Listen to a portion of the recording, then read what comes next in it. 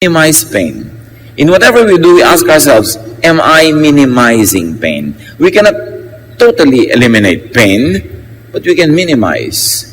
Yung bang bad situation, pwede kong gawing better. Yung bang 10 sugat, pwede kong gawing 3 na lang. Yung 10 lugi, paliitin ko maging 3 kalugihan na lang. Minimize pain. Then maximize pleasure. Life is very short. There's inevitable pain, sorrow, unhappiness. So whenever there's opportunity, we should maximize pleasure and not demonize pleasure, because pleasure is also God-given. And a person who does life in a pleasurable way is worshiping his Creator or her Creator. So maximize pleasure. Pag may kinakain ka, mapapasarap mo pa ba? Pag may tinitirhan ka, mas malilinis mo ba? Mas mapapaganda mo? Pag may kasiyahan, mas mapapasaya pa ba? So you get the most out of life and you give most to other people's lives. And then when you minimize pain and maximize pleasure, do the most good. Yun ang pinakapang-balanse dyan. Because in minimizing pain and maximizing pleasure, we could be doing a lot of evil to other people. So dapat do the most good. Napakaiksi ng oportunidad ng buhay para sayangin sa hindi paggawa ng mabuti. So how do you apply this, and how do you actually use time correctly so that you could minimize pain, maximize pleasure, and do the most good? Do not answer when angry. Pag nagalit, pag may narinig na nakakagalit, huwag magsalita muna. May tamang panahon to register your protest. May tamang panahon to correct something wrong. Pero hindi habang galit na galit ka. Proverbs 17:27, the one who has knowledge uses words with restraint. Ang taong marunong ay may pagpipigil ng bibig. May pagpipigil ng salita. Kaya kasabihan ng araw, if you are angry, count 1 to 3. Kasi pag may sinabi ang asawa mo, ang anak mo, nanay mo, kapatid mo, whoever nakakagalit, meron kang tendency sumabog agad ng galit din, so sabi count 1 to 3. 1, 2, 3. Because anger is chemistry. Pag may narinig yung tenga mo, tinatransmit sa brain mo na nakakagalit, naiiba ang blood chemistry mo. Self-defense or offense becomes your priority.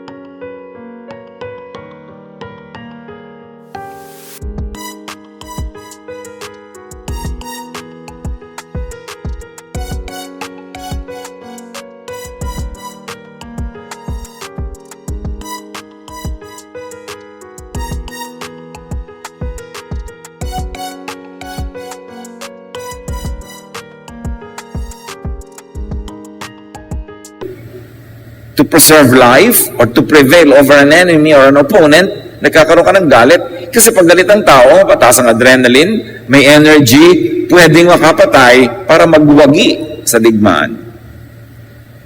Pero gusto mo ba talagang patayin ang asawa mo, ang anak mo, kapatid mo?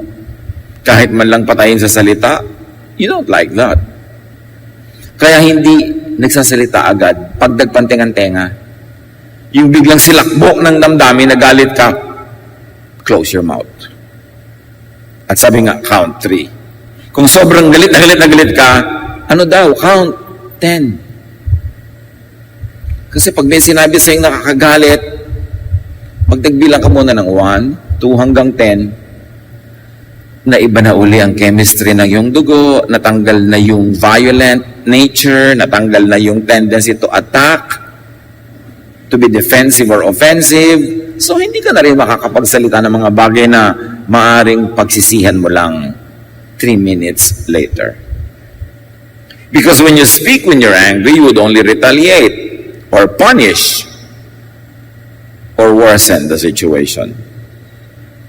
So, kailangan nag-iingat-ingat ng pagsasalita. Make words your servant, not your master. Habang hindi mo pa sinasabi ang salita, servant mo pa siya. Kasi pwede mo siyang utusan, itong gawin mo, salita, inisin mo siya, salita, bulahin mo siya, salita, galitin mo siya, salita, paginawahin mo ang kanyang loob, salita, saktan mo ang loob niya. Ang salita kasi utusan natin. Pag hindi mo pa, binibitawan.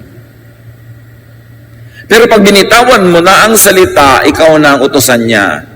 Ikaw na magiging sunod-sunuran. Kaya merong ginawang nakakagalit ang isang tao, pero sobra naman ang reaksyon mo, sinaktan mo ang loob, sinumbatan mo na mula ulo hanggang paa, minura mo na, mamaya ang ending nun, kahit siyang nagsimulang gumawa ng mali, ikaw na ang nagsosorry. Naranasan niyo na ba yan? Yung asawa niya may gagawing sobrang nakaka-offend talaga, pero dahil ang sagot mo ay napaka-violent, napakasakit, sinugatan mo ang kanyang dibdib, inungkat mo ang lahat ng mga utang na loob niya sa'yo, mamaya siya na ang galit sa'yo at ikaw na itong nagsosorry. Do you like that? Gusto mo ba nagsosorry? Nakakapagpa-humble talaga, talagang mayuyurakan ka pa kung yung pinagsosorryhan mo, gagamitin yung pagkakataon na yun para baligtarin ang situation? No. So, huwag ka magsasalita ng mga bagay na kailangan mong pang ihingi ng tawad. It is much easier to hold your tongue rather than to seek redress or to seek forgiveness or to be apologetic about it. Proverbs 14:17, a quick-tempered person does foolish things. Pagka nagpapadala sa sidhi ng damdamin, sa silakbo ng damdamin, maraming gagawing pagsisisihan. Nakakasakit tayo ng damdamin, nakakapagpalayo ng loob ng kapwa, o pwede ka ba makagawa ng crime? Pag careless with words, ikaw pa magsusorry, ikaw pa magsisisi, and in the end, maaaring ikaw pa ngayon ang mukha masama. So sabi sa Ephesians 4:26, in your anger, do not sin. Maybe we should operationalize that and say, in your anger, do not speak. So, paano yun? Paano kayo tutuwid ang mali? Mamaya na. Bukas. Next week. Bukas ng umaga. Huwag ngayon. Kasi galit ka eh. Wala kang ma-accomplish na mabuti. So, speak when not blinded by anger or when no longer blinded by anger. Do not make a promise when happy. Tandaan yan, isang mahalagang do not. The happy person, at that moment of happiness, which is probably short-lived, is overly generous, is unwise, unguarded, and could be careless and reckless. So pag sobrang masayang-masaya, huwag mangako. Madalas, pinagsisisihan yung pangako. Ecclesiastes 5:2 and 4-6. Do not be quick with your mouth.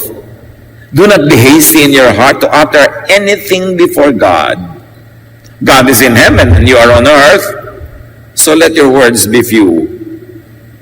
Pag sinabing God is in heaven, you are on earth, ibig sabihin, God knows but you don't know. So, kontian mo lang ang salita.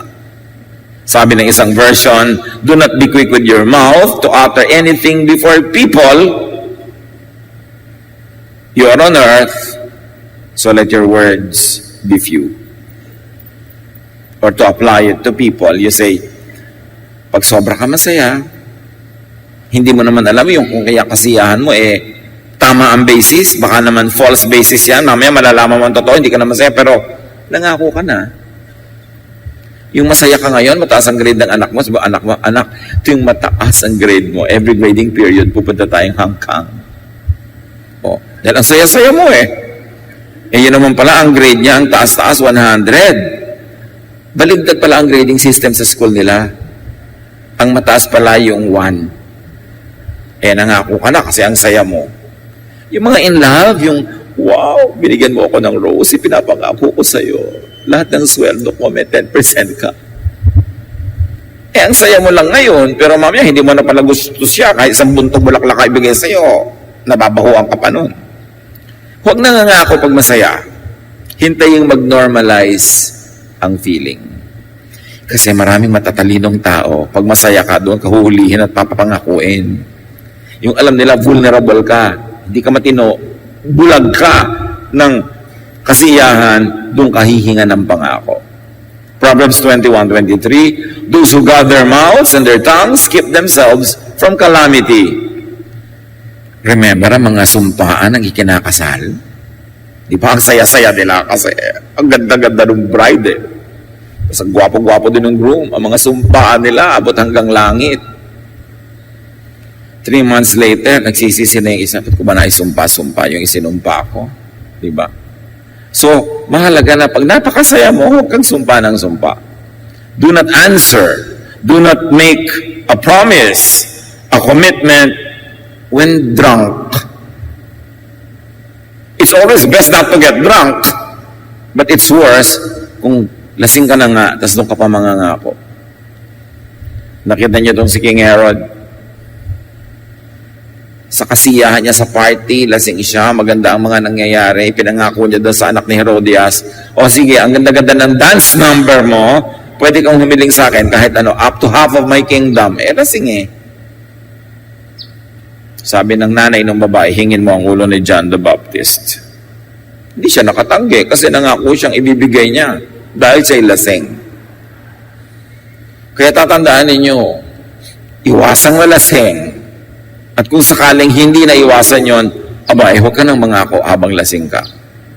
At mga kapatid, huwag kayong maniniwala sa pangako ng lasing. Diba? So GRO ka, pinapangako ang kanong client mo, papakasala ka sa lahat ng simbahan sa Italy, lasing lang yon. Madilim lang. Kaya nangako ng ganon. Huwag nagpapaniwala sa mga pangako ng mga taong wala sa katinuan. Sobrang saya o kaya ay walang huwisyo. One other thing. Do not decide when sad. Yung ang lungkot-lungkot mo, kamamatay-matay lang ng isang mahal sa buhay, huwag kang gagawa ng any decision. Minsan nagde-decide ka na ipamigay na lang lahat ng naiwan niya kasi nagpapalungkot sa iyo. Paano pag hindi ka naman lungkot, ang hihinayang ka na ngayon? Huwag kayong magdedesisyon. The sad is overly skeptical and negative. The sad is close-minded and tend to be very conservative. The sad is blinded by tears. 1 Kings 19:4, sa kalungkutan itong si Elijah, he came to a broom bush, sat down under it, and prayed that he might die. I have had enough, Lord, he said, take my life. I am no better than my ancestors. At dahil malungkot siya, depressed siya, ang baba ng pagtingin niya sa sarili, sinasabi niya sa Diyos, bawiin niyo ng buhay ko, patayin niyo na ako, ayoko nang mabuhay pa. Yung pala, gutom lang, kasi nung nakakain, nakatulog, nakainom, lumakas muli, at gusto na namang mabuhay. Do not destroy yourself when sad. Alam niyo mga nalulungkot, yan yung mga naglalaslas ng pulso, humihiwa ng mga ugat nila sa leeg, mga nagbibigti, tumatalon sa building, kasi malungkot. So pag malungkot kayo mga kapatid, iwasan niyong mapag-isa. Kasi bubulong-bulungan kayo ng mga demonyito sa loob ng inyong utak na sirain niyo ang inyong sarili. Kung talagang kayo malungkot na malungkot, depressed, magpatulong kayo sa mga taong alam niyong bibitawan na anumang ginagawa nila dahil kailangan nyo. Sabihin nyo, alam mo, magpapakamatay na ako in 10 minutes. Kwentuhan mo ako. Kahit anong ginagawa nun, bibitawan. Pero pag sinabi lang, kwentuhan tayo. O sinabi mo lang, musta you, hindi nila alam, suicidal ka na pala, hindi nila papansinin. Tapos nung patay ka na, sabihin ko, alam ko lang. Sana kinausap ko. Ganun ang pagsisisi ng lahat ng kaibigan at kamag-anak ng nagpapakamatay. Kung alam ko lang. So pagka meron kayong ganun tendency at huwag kayong dumating sa ganun, bumusin na kayo. Sabihin nyo, alam mo, iniisip ko na magbigti. Pasayahin mo nga ako, kwentuhan mo nga ako. Huwag kayong makikinig sa mga impaktong malungkot na nga kayo, binubulungan pa kayong laging mapag-isa, humiwalay sa mga tao, magkulong. Alam nyo ang tunay na dangerously at the brink of committing suicide, hindi niya yun sinasabi. Mabuti pa ngayong papakamatay na ako. Naku, mas madalas hindi yun totoo. Pero pakinggan nyo rin dahil baka mamaya totoo na pala. But do not be alone when sad. Try not to be alone. Kasi mas kayang-kaya kang yayain ng mga demonyito para lalong guluhin ang iyong isip. So watch out for sadness and for depression. Bantayan nyo yan. And when you are sad, when you're depressed, change the scenery. Lumabas kayo ng kwarto, lumabas kayo ng bahay, lumabas kayo ng kung saan, ibahin ninyo ang eksena and change the chemistry. Magpawis kayo, mag-exercise, kumain. Kailangan may palitan kayo para maiba yung ending. Hindi kayo magbumukmok, hindi kayo lalo nang mag-aawa sa sarili, magdadrama sobra para lalong paiyakin ang sarili dahil ilulubog kayo ng ilulubog niyan. Remember that. Do not decide when sad. Avoid making decisions when you are depressed. And then do not rejoice when your enemies fall. Kasi parang, wow, panalo ka na. Nabigo na siya, bumagsak na siya, lumaglag na. No. Resist the temptation to rejoice. Proverbs 27:17 to 18. Do not gloat when your enemy falls. When they stumble, do not let your heart rejoice. For the Lord will see and disapprove and turn His wrath away from them. So kung sila itinutuwid ng Diyos, at sa proseso nun ay sila nahihirapan, nasasaktan, huwag kang magbunyi, huwag kang magdiwang. Kasi pag nakita daw yun ng Diyos, malamang na i-disapprove niya ang iyong behavior. At itigil niya ang ginagawa niyang pagtutuwid o pagpalo paminsan-minsan doon sa mga taong yon. Basta, huwag mong ikatuwa ang kabiguan ng iyong kapwa kahit mo siya kaaway. Kasi baka tumalbog sa'yo at sa'yo dumating at dumikit yung nangyayari sa kanya. And very, very importantly, do not boast when you are healthy or wealthy. Pag malusog ka, malakas, may sigla, huwag ipagyabang yon. Kilalanin na yun galing sa Panginoon. At ganoon din kung ikaw ay mayaman, marami kang tinatangkilik, maraming resources, huwag ipagyabang. Kilalanin na galing sa Panginoon. And you will be humble enough, grateful enough, and kind enough to others.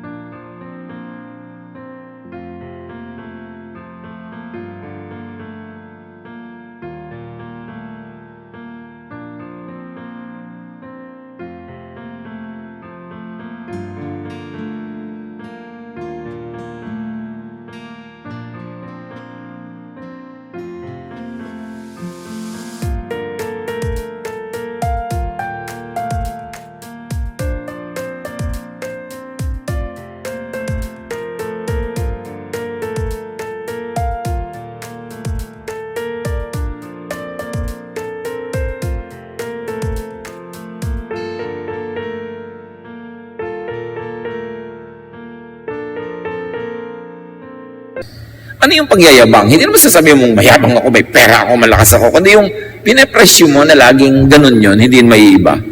Kung makaasta-asa ka, parang lagi kang malakas, lagi kang may pera, lagi kang mayaman. Hindi naman talaga ganun yun. So ilagay sa tama ang sarili. James 4:13 to 15. Now listen, you who say, today or tomorrow we will go to this or that city, spend a year there, carry on business, and make money? Why? You do not even know what will happen tomorrow. What is your life? You are a mist that appears for a little while and then vanishes. Instead, you ought to say, if it is the Lord's will, we will live and do this or do that. Huwag daw i-presume na, o sige, sa isang taon yan ang gagawin natin, sa isang taon yan itong gagawin natin. Kasi yung bukas nga hindi mo alam. Hindi masamang magplano para sa isang taon. Hindi masama na mayroon kang plano para sa 10 years, 15 years from now. Plan as if you're going to have a very long life, but live as if you're going to die today. Because you might. So ang sinasabi dito nitong James, do not presume. In other words, always take into consideration that your strength, your life, your wealth could disappear today. It should keep you humble. It should keep you careful. And it should keep you appreciative of the moment, to be thankful to God, to celebrate life. Isa pang uri ng pagyayabang ganito magbakasyon ka naman, next week na. Pagyayabang yun kasi buhay ka pa ba next week, alam mo yun. Alam mo, sobra ka ng hirap na hirap sa buhay, kailangan magkaroon ka ng break. Next month na, next year na. Ganon din yung mga pamilyang magtiis na lang muna tayo, darling, ha? 3 years from now, magbabakasyon tayo sa Bicol. 3 years pa from now. Para pagyayabang yan. Alam ba nating buhay pa tayo 3 years from now? Ang ibig sabihin lang, mga kapatid, kung kaya mo na ngayon, isingit mo na, magpahinga ka, magbakasyon ka, mag-enjoy ka. Huwag mong ipagyabang na buhay ka pa 10 years from now kasi hindi mo alam yun. Napaka-importante na alam mo that you are a mortal being, that life could be snuffed out of you anytime. Do not presume that you will live long, although prepare to live long. Yung iba sobrang mag-ipon, ipon para pagdating nila ng 70 years old, doon nila gagastusin. Kaya lang nung 69.5 years old, doon natighok bigla. Sayang. So dapat ngayong 50, gumastos ka na ng konti, mag-ipon ka ng konti. 55, gumastos ka ng konti, mag-ipon ka uli ng konti. 60, gumastos ka ng konti, mag-ipon ka ng konti. So, parami yung iniipon mo, pero kung hindi ka man mabuhay long enough to enjoy it, during the course of your pag-iipon, may mga napapak ka na rin at na-enjoy ka na, hindi ka nalugi nun sa buhay. Do not presume that you will have a long life, that you withhold all pleasures and all happiness now for that longed-for future which might not come. So do not be presumptuous about time. Do not boast when you are healthy, when you are young, because you don't know if you're gonna live long. Ecclesiastes 3:1, everything on earth has its own time and its own season. And because you don't know when the time of death is, always keep in mind that it could happen mamaya. And because it could happen mamaya, you should do now to minimize pain, maximize pleasure, and do the most good. Ang hindi ka biglang namatay mamaya, bukas hindi ka rin namatay, hindi ka naman lugi. If you minimize pain, maximize pleasure, and did the most good today, tomorrow, or next week, or next year, kahit gawin po yun araw-araw in the next 50 years, hindi ka naman lugi. So what's wrong with that? But to maximize all the pain now, so that you could maximize all the pleasure next week, yun ang presumptuousness. You don't know. So be sensitive to time. Be sensitive to context. Ano ba yung nangyayari sa paligid? Makiramdam. Proverbs 15:23, giving the right answer at the right time makes everyone happy. But remember, in giving answer, sometimes speech is silver and silence is gold. And sometimes the best speech is silence. Kung wala ka rin lang matinong masasabi, wala kang siguradong sasabi, ang pinakamabuting gawin is to be quiet. A person finds joy in giving an apt reply. And how good is a timely word. Also, how good is timely silence. Yung may nagawa ang asawa mo, anak mo, nanay mo, kapatid mo na sobrang mali, alam niyang maling-mali, tapos silent ka lang, hindi ka nang ko-condemn. Beautiful. Alam niyo, pinaka nakakainis madinig, nagkamali ka na, sabi pa ng kasama mo, I told you so. Yung salitang yan, I told you so, 3, kamumuhian ka ng kapwa mo. Yung bang alam na niya ididiin mo pa, may sugat na siya, kikiskisan mo pa ng asin, I told you so. Pag sinasabi mo, I told you so, itinataas mo ang iyong sarili at ibinababa mo siya. Matalino ako, ikaw hindi. Alam ko na yun pa, ikaw hindi. Ayan, ganyan ngayon nangyari sa'yo. Minimize if you could not totally avoid saying, I told you so. Especially if the lesson is obvious. Obvious na eh. Doon mo maa-appreciate ang taong may class. Yung marunong manahimik kung kailan nasa kanya lahat ang karapatan na magtalumpati. Yung siya ay nagbibigay, di nasa kanya na lahat ang entablado para magsalita. Tapos ang tahimik niya magbigay, wow! Ang galing na tao. Hindi yung nagbibigay, tapos, ayan, tanggapin mo. Galing sa akin yan. Batukang ka, patay, gutom. Alam mo, kahit bigyan mo yan, naiinis sa'yo. Sayang naman, nagbigay ka na, tapos ang ending, nakainisan ka pa dahil lang natong matabil ang bibig mo. Talagang nagdusa ka na, nagpakasakit, nagbigay. Pero may sasabihin ka na nakakasakit ng damdamin, yun ang naiiwan sa puso ng tao, hindi yung appreciation o pasalamat. Ang natatandaan niya, yung matalimong dila. Kahit anong pang bigay mo, inaabutan mo na sarap na pagkain, sabi mo, isaksak mo sa matibay mong sikmura. Di bali, wala. Di ba? May hinihingi sa iyong kapatid mo, ibigay mo, isaksak mo sa baga mo. Inis na inis yun, tatanggapin din, pero muhi ang nakatanim sa puso. Gumawa ka na ng mabuti, di magsalita ka na rin ng mabuti para huwag nang makontra yung ginawa mong mabuti. How bad is an untimely word? How bad is an untimely act? Yung down na siya, doon mo pasisisihin. It's not good timing. Sasabihin sa'yo, Papa, don't preach. Kasi nagdurugo na nga ang puso ko, alam ko na, magpipreach ka pa. So be sensitive, be attuned to the Spirit. And the Spirit will never lead you to be quarrelsome, to hurt people. The Spirit will lead you to be an agent of peace, an agent of love. So alam mo kung Spirit-led ang iyong emosyon or not. Romans 8:26. Likewise, the Spirit helps us in our weakness. For we do not know how to pray as we ought. But the Spirit Himself intercedes for us with sighs too deep for words. Hindi naman natin alam kung paano magdasal. Hindi naman natin alam kung paano makikipag-usap sa Diyos. Pero namamagitan ng Espiritu